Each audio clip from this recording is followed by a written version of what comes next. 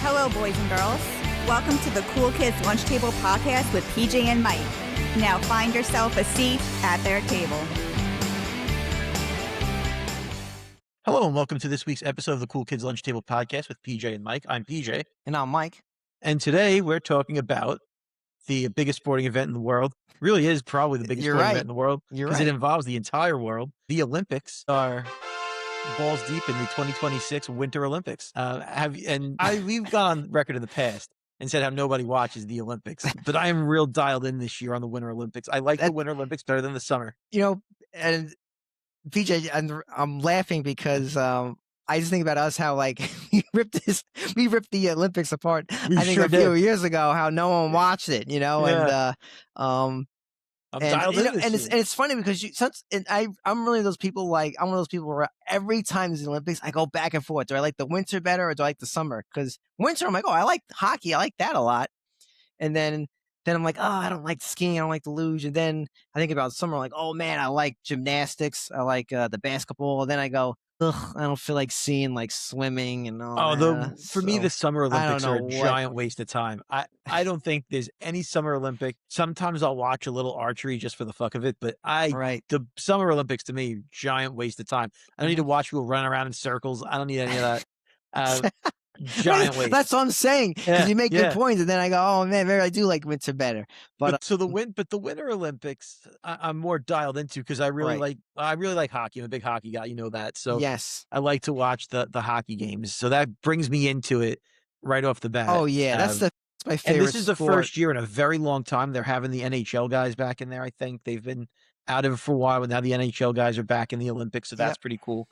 I did not watch the opening ceremony. I caught a couple of clips of it. I think it was Andrea Bocelli did it, and I think Mariah Carey. What a weird ass combination of people. Yeah, I can understand Andre. You know, he's Italian and everything. Italy, yeah, he's amazing. But and then Mariah Carey. I guess she's a global pop star, so I guess she's I guess global superstar Mariah Carey. But I didn't get a chance to watch the opening ceremony, but I have been watching so much curling. I can't explain to you the amount of curling I've been watching. If you were to say to me right now, how much curling have I been watching? Hours of curling. Well, yeah, it's funny because I remember, maybe the folks at home can, especially in our age group, PJ and I are 40 now, so maybe some folks maybe a little older remember this, but I remember in school, like, you would learn about the Olympics. Like, you spent a month, like a couple of weeks prior before they start. I remember doing projects on it. Oh yeah, and it was like a big thing. Yeah, you had to like draw the Olympic rings, and it was like I remember just learning a lot about it. Part of your homework assignment was to watch the opening ceremony, and you know what you learn about it, and all this stuff. And you had to pick a player who you wanted to like do like a biography about. You know, so that's where I'm not gonna lie, that's where I got my education a lot about was the Olympics. Back in the day, was in school. You know, right before we started recording today, I was watching the women's monobob. I didn't even heard of that. Is that here's like the monobob? The monobob is a bobsled with only one person in it. Huh. I didn't even know that was the thing now. That's a thing. The monobob. Okay. And told you, dialed in deep with the Winter Olympics. All right. So you have the monobob, right? Then you have the luge, right? The luge is basically when you lay down, which is you lay down with like an ice skate up your ass and just shoot down. You gotta have balls doing that one. Okay. And the bobsled team, obviously, there's I don't know how many guys, 5 guys, like 4 guys. Yeah, it's like a couple dudes. There's also I don't know what it's called, but there's like the duo, the doubles. I think it's just double bob. There's just 2 people in the bobsled. Yes, you're right. Yeah, there's that one too. I've been watching some of that. Speed skating. Yes. Which is unbelievable. Those motherfuckers skate fast. Yes. And they just like in a circle, and they just like, I don't know how they can do it. I just feel like I'm terrible at any sort of skating. I have zero balance. I'm a fat dude with no balance. I'm going down and cracking the ice. Right. But it's incredible to me to watch these guys skate as fast as they do. Oh, yeah. And I don't know, like I said, I was getting sidetracked, but I remember us, PJ, learning about curling in school. Yes. And I remember, I feel like I'm having like a flashback right now. Maybe it was like 4th grade, and we were like, what the hell is curling? You know, and I don't know what it was, but I remember like that was kind of like a goof at that point. It wasn't even taken seriously. It wasn't taken seriously at all. Maybe the past, I don't know, 10 years, maybe that's a little bit generous. And all of a sudden it became, maybe because it became a meme. I think that's what it became. is. Now it's a big thing. Now everyone's That's like a excited phenomenon. Yes, now it's like one of the premier, or I'll say honestly, I mean, I think it's one of the biggest events of the year. Exactly. Of the now thing, yeah. of the Olympics is people checking out the curling, because it's kind of like basically like shuffleboard meets like bocce ball kind of realm. If you don't know how to play it, yeah. I think it's different. I learned so much about it. Now I can tell you how the sport works. So I always thought it was just ice, like hockey, like a hockey rink, just long, right?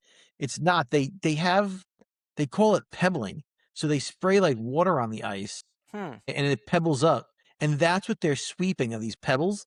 So they throw the rock and then they use the brooms to sweep the pebbles, and what it does is it like melts them. And that's how you change the track of the stone, or that's how you make it go faster or slower and stuff. That's what they're doing. They're sweeping up these ice pebbles. Okay, interesting. Okay, I went a step further. There is a curling club in Syosset, and I may have to take a ride there and try it out. Right, yeah. I might just do it. Right, and PJ, you just perfectly segue into what I wanted to talk about, because I think the reason why curling is huge, because not only is it interesting, it feels like anybody can do it. Not everyone can be an Olympic skier or a bobsledder going down a luge going like 100 miles an hour, like you said, with a skate up your butt. But curling seems a little bit more like I think I could do that. Like I think I could. I'm pretty good at shuffleboard. I think I could give it a shot.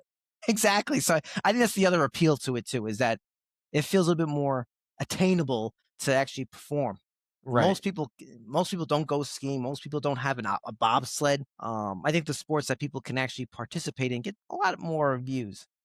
Even ice skating. I'm sure to be doing figure skating, it's like doing a triple axel, but people can go ice skating. Right. Yeah. Curling, it definitely seems, like I said, attainable and achievable. So I think, but yeah, I've been watching a lot of that. The hockey. But actually, I'll talk about the hockey in a second. But have you heard about the controversy? I was just going to say that's what everyone wants to know about, PJ. So what is the controversy? Was it Team USA versus Canada? Was that it? I don't know if it was Team USA or if it was Team Sweden. It was one of those versus Canada. And Canada. So the rule is you have the stone, right? And you push off, and you have up until like the green line or whatever to release your stone. And once you've released it, you can't touch it again. You just gotta do your thing. But Canada was giving it an extra little finger poke at the end. After what? After the line? After the release. So they release it, you can't touch it anymore, but they would give it a little extra pokey poke. But are you allowed to do that before? You're not allowed to do that. Once you release it, you can't touch it anymore, regardless if it's past that line or not. You're not allowed to touch the stone. You're only allowed to touch the handle. He's poking you from the actual stone. So yeah. Okay. Now everyone has been saying it really wouldn't change the outcome because he really wasn't pushing it or anything.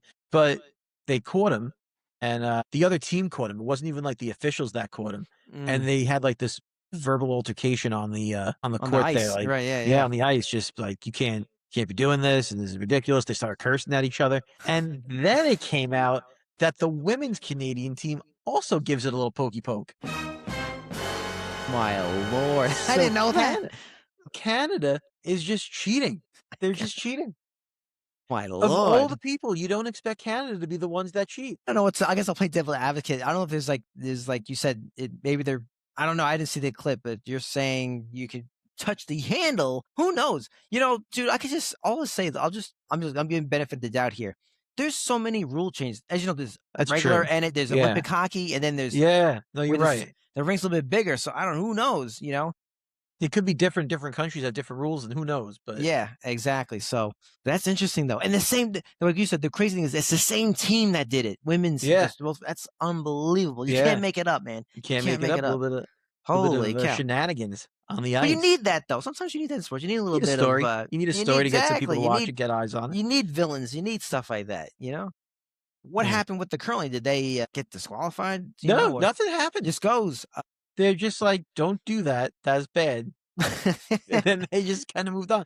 So there's a weird thing with curling where there's officials, but they don't really get involved in the game. If something happens during the play of the game, the two teams come on the ice and just work it out amongst themselves. Wow. It's a really interesting thing because it happened. I was watching, I think it might have been the women's team. I think it was Italy versus America. And America was sweeping. and I think it was America that was sweeping and accidentally touched the stone. And while they were sweeping it, they bumped you can't touch the stone with the broom.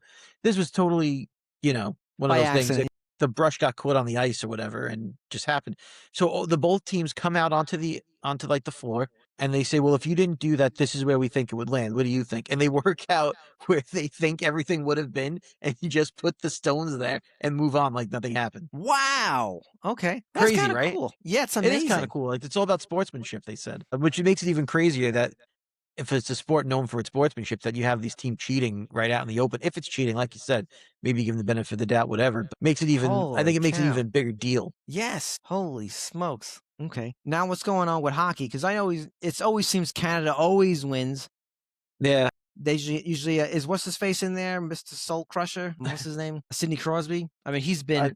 I think he's been just. Yeah. He's one of those guys. I mean, I think he's still in the Penguins. Obviously, he's like one of those guys you love to hate. I mean, I hate him. I hate him so much. He's like one of those guys where like you wish he was on your team. When he's not on your team, he's just nothing but a menace. So he's also like honestly, it's just a giant crybaby, and that's really what kills it for me with that guy, because he really is such a good player, but he's such a whiny bitch. But yeah, Crosby's the captain of the Canadian team, I believe. Yeah. Jeez Louise. Yeah, that guy too. He's been around for a long time too. God bless him. Yeah. He is probably going to go down as one of the best in history. He will never top Wayne Gretzky, I don't think. And quite frankly, if I had to pick someone to be the next Wayne Gretzky, it would be Ovechkin and not Crosby. Not to go too deep into the hockey world, but yeah, I think Ovechkin is an overall pound for pound better player than Crosby, and who's who I would pick. But Crosby will probably go down as the second best of all time, is most likely what'll happen. Yeah. But the women's hockey has been really crazy this year. Those women are really, really good at this. If I would say this, if this was like a thing, like I'm sure there is women's hockey, but you can't watch it anywhere. If you put women's hockey on, I think to compare like NBA and WNBA, if you had the NHL and you had this like a women's NHL, I think the ratings for the women's NHL could maybe not rival the men's NHL, but would be much closer than it is with like the basketball, because these women know how to play the sport. Yeah, no, I agree with that. Because look, I've watched some WNBA, and I know it's like kind of easy to kind of goof on them and everything, but it's you don't have as much talent in there. You might have your outliers, but the majority of the league is not as good. Right. But women's hockey, because I've seen college hockey, and I gotta say they all seem to be on the same level. Yes. I don't know what it is. Yep. They all seem to be, I don't know if it's a higher level. Everyone's on the same level. There doesn't seem to be any outliers. Everyone seems to be on the same competitive edge. So I could definitely see it being more compelling, for sure. Yeah, for sure. I think the women's hockey has been better this year than the men's hockey in the Olympics. I mean, they're just that good. So that's been really fun to watch. I watched the biathlon. Are you familiar with the biathlon? Is that when you're skiing and you're also shooting? Yes. Skiing and shooting. You're cross-country skiing and then shooting. Now, PJ, I'm sure you know, when they're skiing, do they have the gun with them, or do they have it like at stations? Is it like they ski and then there's like back. It is, wow. Yeah, it's strapped to their back. So I watched that. So let me give you the backstory of when I was watching this, because it's kind of humorous, I think. So for the people listening at home who don't know this, I've been battling a kidney stone, and I had a bit of an attack the other night, and I couldn't lay down. I was so uncomfortable. So I'm like, I'm just going to go watch some TV in the living room. I don't want to lay down. And I put on the Olympics. It's like 2 o'clock, 3 o'clock in the morning. I can't sleep. I put on the biathlon. I'm already feeling nauseous from the stone situation. Right. And I'm like, well, the Olympics is easy to watch. I'll hopefully fall asleep on the couch to it. So I put on this biathlon, and I'm watching these motherfuckers, and they're doing their cross-country skiing. They're picking up the gun. They're shooting the thing. They're shooting it, right? They get to the end, and they finish. And I'm already, like I said, feeling nauseous. I almost vomited. It was so gross. It was so gross, dude. I can't. My God. And you must be saying, what could be so gross about the biathlon? These people get so snotted up from the amount. I get nauseous thinking about it right now. There's just snot all over, spit all over, just phlegm and mucus all over their faces. Gross. I was like, I can't. What? I was not expecting that. Yeah. I didn't say someone got shot. No. But not someone has a runny nose.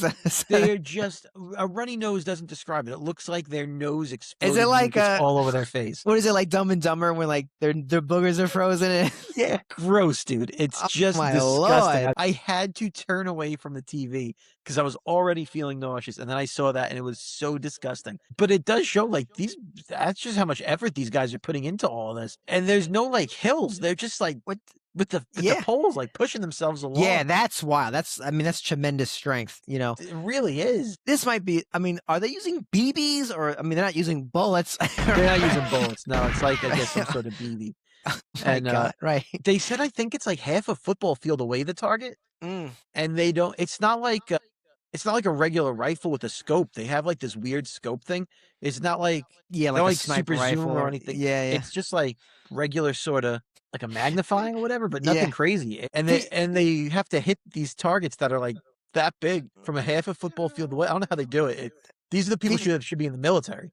Yeah, I was gonna say, PJ, you remember our way back we did an episode of the Olympics, and remember was that guy? It was like a shooting gallery event. I don't know what it's called, but he won second place. But he did everything with like no scope. He just he did like a raw dog eye, But he became a meme.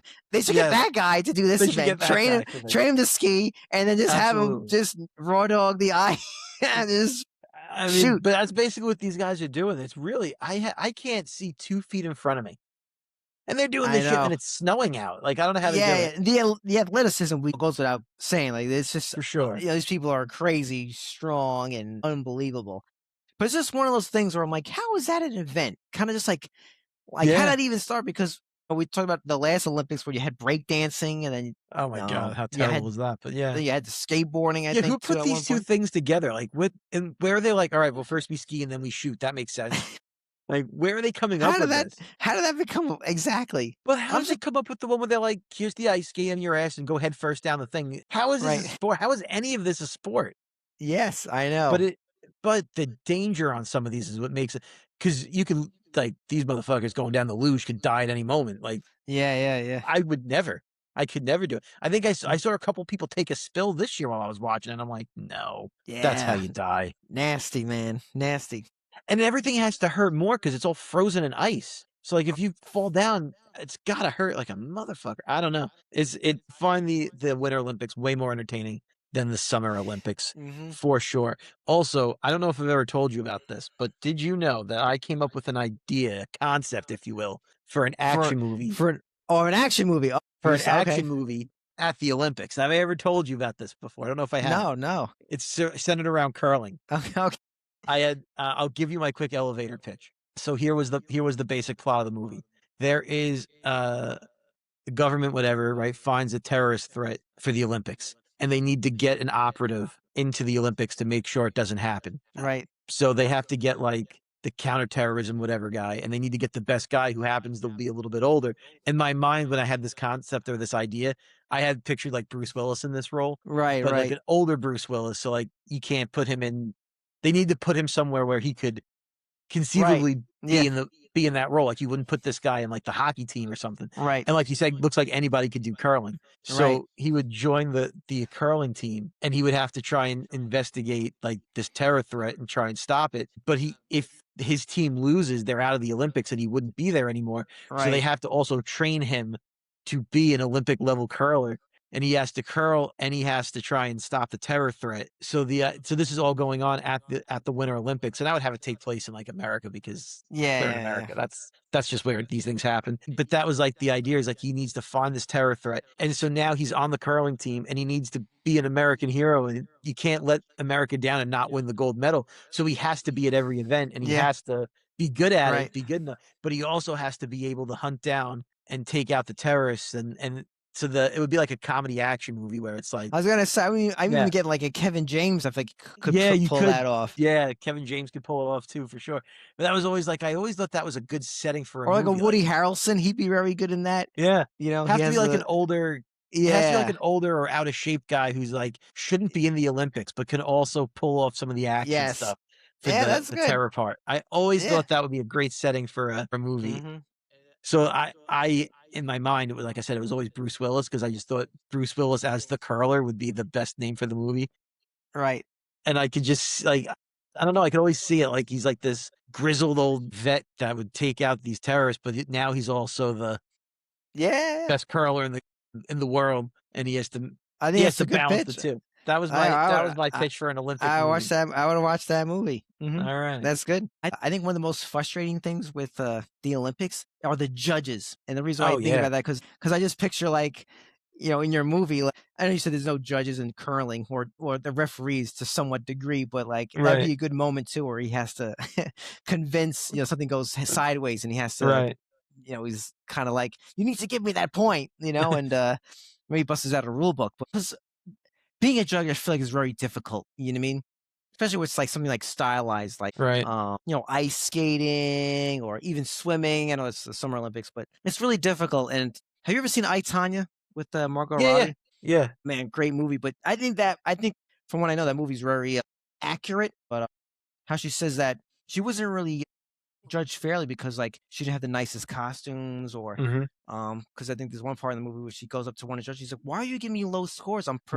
My spins and triple axels, they're perfect. Why are you doing this? And he's like, the guy, like, according to her, and I guess her biography of some sorts, he says, well, you look kind of raggedy. She's like trailer park. So anyway, I always get very like with the judges, because sometimes I've seen stuff, I'm like, it's a very hard job to do. Because it's not like boxing where you can go, okay, every time he jabs, he gets a point, or they do a right hook. It's a little bit more straightforward. With that, but anything that has a little bit of art to it becomes very subjective. Yes, so I think that's like one of the hardest things. But sometimes I'm just like, oh my god, because I think what was it, years ago, right? It was ice skating, and they end up flipping it, right? The judges, they end up giving it to the France team or something. If I recall. Well, that's why I was so shocked that they put breakdancing in the Summer Olympics this year, because that, for so many reasons, was I shocked at that. But the reason they don't have like ballroom dancing in the Olympics is because it's an art form more than it is an athletic event. So the judging becomes very, not to use the word judging is judgmental, but you know what I'm saying? Like subjective based on if they like the performance more, not necessarily like you said, the skill of it. And that's why I was so shocked they brought a dance competition like breakdancing in. But the Winter Olympics, I think, is a little more I think it's a little more sport oriented like than the Summer Olympics is, except with the exception of maybe the ice skating, which is another reason I like the winter better, because it is more like sport forward, so the judging and everything is based more on the skill than it is the Summer Olympics, which I feel like is a lot of subjective stuff. Some of the gymnastic stuff is flat out dancing on a mat. PJ, come with me in our time machine. So we were learning about the Olympics, and I feel like at the same time we learned about, remember this, the Iditarod? Remember that? It was like the dog sled teams. They they race each other in Alaska.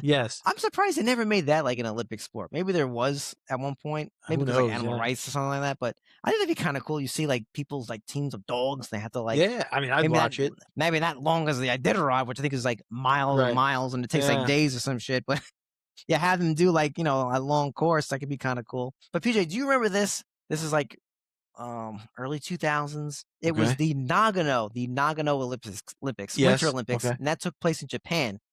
But the reason I'm bringing it up, because I remember me, you, our friend Dan, maybe some other guys, we rented games like from like a Microplay or Funkoland, and we ended up doing Nagano Olympics. And at this point, it was kind of well known. This is the infancy of the internet. You had IGN and the different magazines, Electronic Gaming Monthly, Game Pro, and that was like one of the worst games. Yes, and I remember we rented it, and it was basically unplayable. It was horrible. I remember like it was only like 4 events in it. I remember it was like skiing, maybe some kind of hockey, bobsled. We had to keep tapping A, and then you guys jump in. It was very. They were trying to capitalize on the whole thing, but no, not at all. But it's just funny because like how much of a time machine things are. Where like that was the beginning of like, now there's so many reviews instantly that's out online. Where it was like curious, I want to see how bad it is. Now you can just watch. You type it in YouTube, you can see someone play it. Somebody play it. Yeah. I looked this up because folks at home, I was curious because I know with the Olympics, Hockey Olympics, you're not allowed to fight, and for some reason I was like, I wonder if you're allowed to bet on Olympic sports because maybe it's more prestigious and it's an international thing. And you are right, PJ. You can bet on Olympic sports, and for some reason, I was very shocked. And look, I'm not like a prude person. I don't think you should be able to bet on Olympic sports. I don't know why. Something about that just doesn't sit well with me. I don't know, because I mean, you can gamble on anything now. I know. I mean, I think you could go. What is that app? Kalshi or whatever it's called now, and you could just like gamble on when Taylor Swift's wedding is going to be and put some money down on that. Everything is something you can gamble on now. Yeah, and I'm not saying someone would throw a game or do a palooka. Someone takes a dive in like in the 5th inning of curling, but for some reason, I don't know why. I was just very, very surprised they allow gambling. I don't know if this is You can always bet it. I have no clue, honestly. It's always been a thing. Yeah, I think you've always been able to. I just think people never really. Well, the people didn't really talk about how much they were gambling back then either, because like if you didn't go to a casino, where were you really? Unless you had a bookie, like you really. Now it's just so available, the gambling. It does. We're talking about the Olympics, and we're coming off the Super Bowl, which was just a week or two ago. Also, God. well, we don't have to get into how bad that game was, but you think about it. What is the biggest sporting event in the world? Like, is it the Super Bowl or is it the Olympics? It's not, or is it like the World Cup for soccer? Like, I was gonna say, I think it's got to be the World Cup, man. Because is that the biggest sporting event in the world? Football is just like an American thing, man. I don't think in Germany or France they're watching the Super Bowl. I think. Well, they do play games in England now.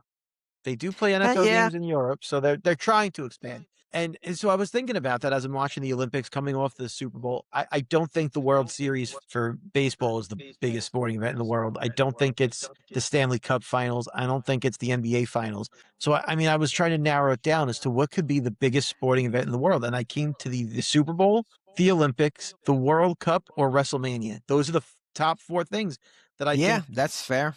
Could possibly be the biggest sporting event in the world. And out of all of those events, are any of them really good anymore? Oh my God. I guess that goes back to that thing. Like what makes it like, look, even though you and I had to do like a homework assignment on Olympics, I was still excited to watch it. And it's not like I'm like less patriotic or anything like that right now. I just don't have an interest in watching those. I think it's just the events itself don't help. Like, as much as it is interesting that someone's like skiing around with a gun, at the same time, I don't really want to watch that. Not for hours. It's not exciting to really watch. No, it sounds cool, but then when you want, kind of like what we would NASCAR. Like, I love cars. The idea of cars racing sounds so cool. But after like 13 seconds, you're like, I get it. They're gonna keep making less. It's not exactly. It's not. I think it's one competition is not fun to watch. Like, I think curling could be good. I think I enjoy it. I think it'd be tough to watch it for hours. Kind of like golf for me can be very difficult to watch for hours. Yeah. I think the best ones are like hockey and speed skating is fast. Those are fast events. And I think when it comes down to competition, if it's interesting to watch. And look, we live in a very different world. I'm sure you heard about this now. It's like we don't live in a monoculture where the whole world would collectively watch these events because you didn't have anything else. Our phones, technology has completely diverted our attention to other things. I'm surprised, especially with. Let me ask you this, BJ. Where would they put? Let's say they integrate esports, which is like video game sports. Okay, is that a summer event or a winter? Let's say they put that in. You have people playing Street Fighter. I think it depends on what game you're playing. Oh, that's a good idea. Yeah. Right. So if you're playing Mike, they'd have a competition of Mike Tyson's Punch Out. That would go in the Summer Olympics. Yeah, exactly. Right. That's actually fair. That's good. Yeah. That's good. Yeah. That's good. They're playing Madden. Yeah, exactly. Then they're doing Fortnite. Maybe they'll do like a winter kind of the winter themed. Winter map. Yeah. Okay, that's how I think that would go. But I wouldn't be surprised that'd be a thing in the future. You have somehow video games like I wouldn't be surprised. Game that it has to be a game that's like universal, like a Tetris, maybe like a Call of Duty, Olympic something that's Tetris. Like Olympic Pac-Man. Yeah, Olympic exactly. Yeah, exactly. Yeah, I wouldn't be surprised. Olympic Call of Duty. Right. No, what's that game that everyone used to play? Like, not Quake. It was like another first-person shooter that was like Doom? huge. Was that multiplayer? Doom? Well, it might have been. I don't remember. Yeah. Halo, I guess maybe. Can you Halo multiplayer? Halo was definitely multiplayer. Yeah. Okay, I didn't have Xbox. Okay, but hey, I'm sure that's gonna be something one day too. Yes, that was huge. Mm-hmm. Absolutely. So PJ, Olympic GoldenEye.